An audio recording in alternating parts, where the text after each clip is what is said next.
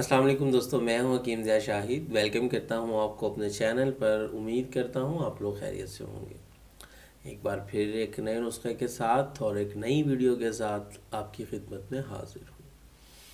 दोस्तों, आज का हमारा नुस्खा बच्चों के लिए है। मुझे एक बहन ने रिक्वेस्ट की थी और उन्होंने मुझे कहा कि आप बड़ों के लिए बनाते रहते हैं, औरतों के लिए बनाते रहते हैं, कोई नुस्खा बच्चों के लिए भी दें, कोई बच्चों के हवाले से भी कोई नुस्खा जात दिया करें। तो मुझे बड़ा अच्छा लगा उनका मशवरा और सोचा कि ज़रूर देना चाहिए।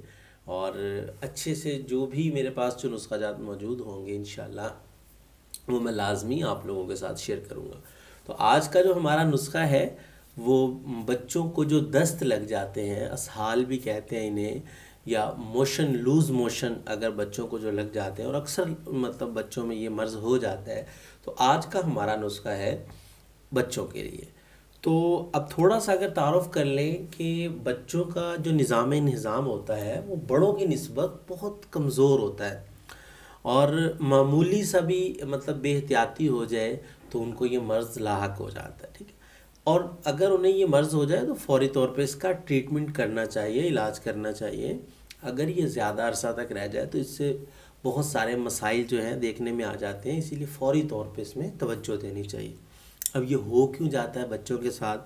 अगर बच्चे का मैदा सही वर्क नहीं कर रहा तो हो सकता है, अगर पेट में कीड़े हैं बच्चे के तो भी उसे दस्त हो सकते हैं, अगर बच्चा सूखापन का शिकार है, सोखड़ा भी कहते हैं इसको, तब भी दस्त लग जाते हैं। बच्चों को अक्सर सर्दी लग जाती है, तो जब बच्चों को ठंड लग जाती है तब भी मतलब ये मोशन जो है उन्हें शुरू हो जाते हैं। या अगर कोई माँ बच्चे को मतलब भैंस का दूध कच्चा पिला देती है तब भी ये हो सकता है। या अक्सर बच्चे जब दांत निकालते हैं, दांत निकालने का अमल जितना अरसा भी रहता है तो बच्चों को गाहे बगाहे जो है मोशन जो है होते रहते हैं।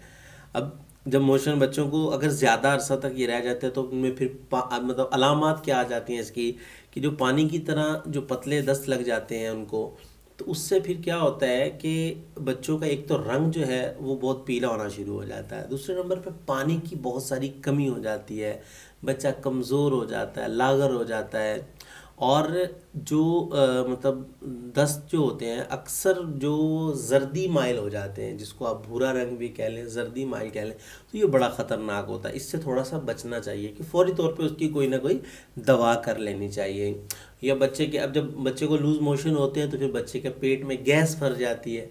और जब बच्चे के पेट में गैस होगी तो बच्चा बेचैन हो जाएगा, मतलब फिर माँ उसको दूध पिलाए कुछ भी करे, जब उसके पेट में गैस होगी उसको तकलीफ़ होगी, फिर वो रोएगा।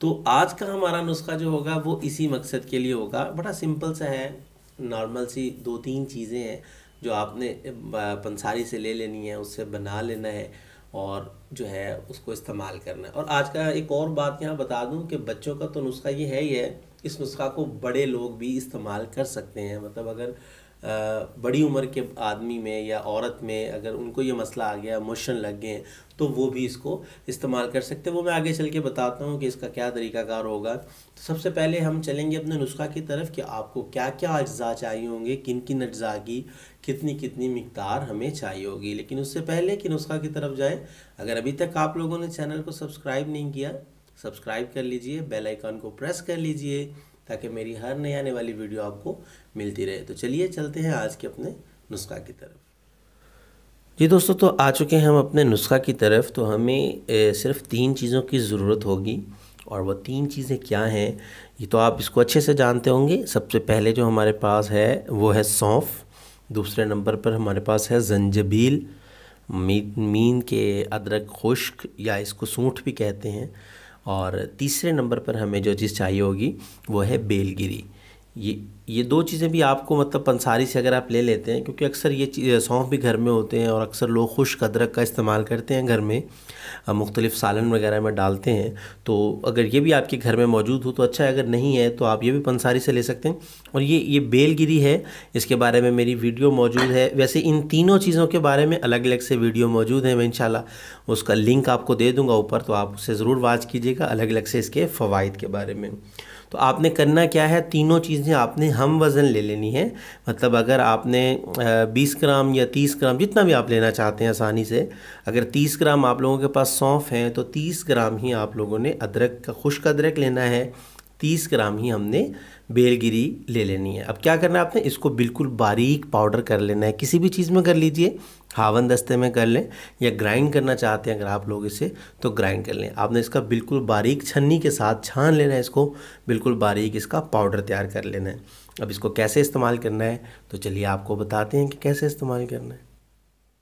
तो दोस्तों उम्मीद करता हूँ आपको अच्छे से समझ आ गया होगा कि हमें किन किन चीज़ों की ज़रूरत होगी और इस नुस्खा को हमने कैसे बनाना है। तो जब आप लोग इसका पाउडर तैयार कर लेंगे तो आपने 1 ग्राम से 1.5 से 2 ग्राम तक, ये उम्र का हिसाब होता है। अब बड़ा आदमी हो तो मैं आपको एक ही मिकदार खुराक बता दूं, लेकिन माएँ अच्छी तरह समझती हैं कि बच्चों को किस मिकदार में देना है।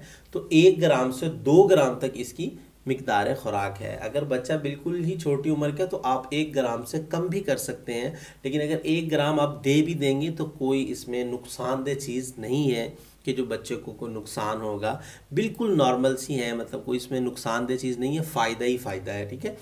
अब जहाँ मैंने आपको बताया था कि ये बड़ों के लिए भी है, तो अगर कोई घर में किसी बड़े फ़र्द को मोशन है तो आप 6 ग्राम, मतलब कि तकरीबन ये चाय वाला चम्मच भर के जो है इसकी डोज बनेगी, शायद उससे थोड़ा सा ज़्यादा हो जाए, कि 6 ग्राम इसकी मिकदार खुराक है बड़े आदमी के लिए सुबह और शाम। बच्चों को भी आपने सुबह शाम ही देना है, मतलब 1 ग्राम से 2 ग्राम तक के दरमियान। अब आप लोग पूछेंगे 1 ग्राम कितना हो जाता है, तो चाय वाले चम्मच का चौथा हिस्सा जो होता है वो 1 ग्राम बनेगा। चाय वाले चम्मच जो छोटा चम्मच होता है उसका चौथा हिस्सा 1 ग्राम बनेगा। उससे थोड़ी मिकदार कम भी कर सकते हैं, उम्र के लिहाज से बच्चे के ज़्यादा भी कर सकते हैं। ये 1 माह से जो ऊपर बच्चे होते हैं उन्हें आप आसानी से ये इस्तेमाल करवा सकते हैं। तो उम्मीद करता हूँ आज की वीडियो आपको पसंद आई होगी। अगर पसंद आई है तो लाइक कर दीजिएगा, शेयर कर दीजिएगा, ताकि आपके साथ साथ दूसरों का भी फ़ायदा हो जाए। तो आज के लिए इतना ही था, मिलते हैं किसी अगले नुस्खा के साथ। हकीम ज़ा शाहिद को इजाज़त दीजिए। अल्लाह हाफिज़।